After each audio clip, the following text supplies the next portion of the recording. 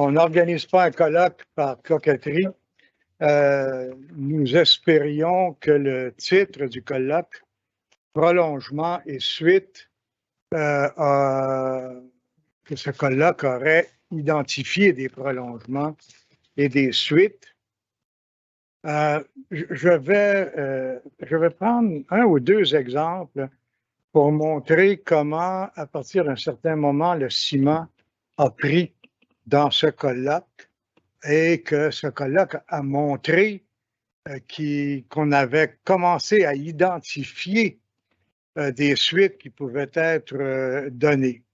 Je prendrai l'exemple que Michel Sirois a évoqué, celui d'un nœud autour de la connaissance et de la compréhension des signes religieux dans l'islam. C'en était une suite, c'est une suite que nous pouvons donner, faire une éducation en ces matières. Un autre exemple, tu pourras fournir quelques-uns, Guillaume. Un autre exemple m'est venu au moment de la communication de M. Côté et M. Santarossa au sujet de la question de pourquoi, de quelle culture est-il question dans le cours confessionnalité et culture québécoise? Citoyenneté. Je comprends que nous sommes assez tard. Pourquoi ne pas penser, comme le suggérerait leur réflexion, que la définition de la citoyenneté va donner la définition de la culture québécoise quand cette citoyenneté sera, dans les faits, définie par un autre fondement que la laïcité complémentaire, un autre fondement qui serait, par exemple, l'interculturalisme.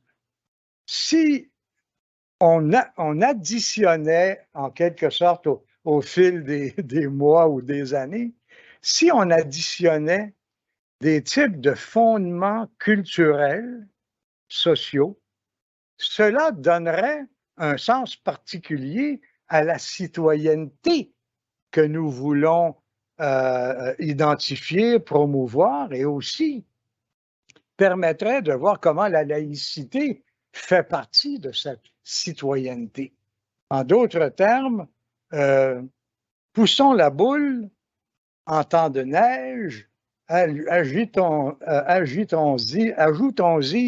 des fondements susceptibles de définir cette citoyenneté dans sa composante, disons, culturelle, mais ça restera de la citoyenneté et heureusement, ça restera des valeurs, des principes universels plutôt que de venir ajouter des valeurs québécoises, disons, hein, à cette réflexion sur des principes universels.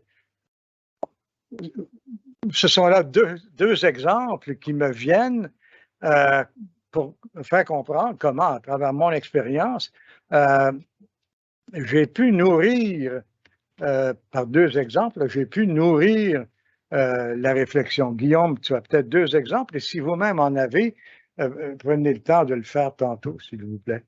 Oui, merci. Donc, je me permets de compléter, puis ça va vraiment dans le même sens de ce que disait Yvan, c'est-à-dire qu'on a vu, il y a de quoi à faire pour si on souhaite compléter, approfondir la loi 21. On l'a vu en termes de communication avec François, avec Catherine, comment il y a peut-être des publics cibles au niveau de nos compatriotes des médias anglophones. Il y a peut-être du travail à faire au niveau des communications qu'on pourrait leur adresser. Au niveau il y a différentes générations, je pense qu'il y a différents publics auxquels peut-être il faudrait encore plus être attentif en termes de communication, et je pense qu'au mouvement laïque, il y a une sensibilité pour ça, à l'Institut de recherche sur le Québec que je dirige, il y a une sensibilité pour ça, donc il y aura des efforts à faire, c'est ce que qui ressort pour moi des conférences là, autour du panel sur ces questions-là. Au niveau de l'éducation, on en a beaucoup parlé. Donc là aussi, il y a du travail à faire. On l'a vu avec Nadia, on a vu avec M.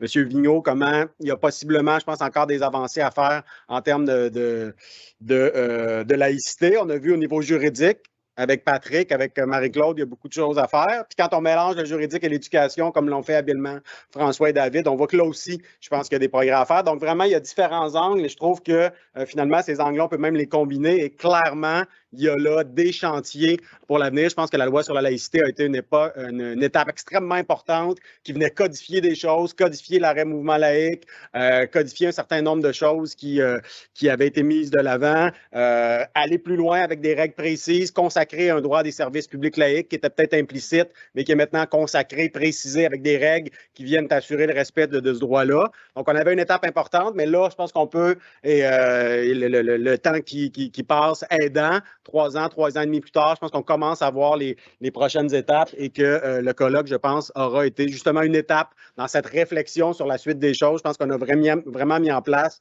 un certain nombre de pistes qu'on pourra approfondir. Je ne pense pas que personne ici prétend qu'on a complètement été de manière exhaustive partout. Je pense que lorsque le cours ECR, le nouveau cours CCQ, aura terminé sa première année de projet pilote, Nadia, François, David et plusieurs autres pourront poursuivre la réflexion.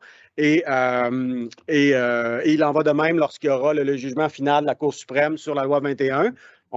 Personnellement, je suis plutôt confiant que ce sera un jugement qui confirmera la validité de la loi 21. Si jamais ça ne devait pas être le cas, je pense que Patrick a soulevé des points extrêmement intéressants que avec lui, avec d'autres, je serais bien heureux de pousser plus loin. Donc moi, c'est beaucoup ce que je retiens.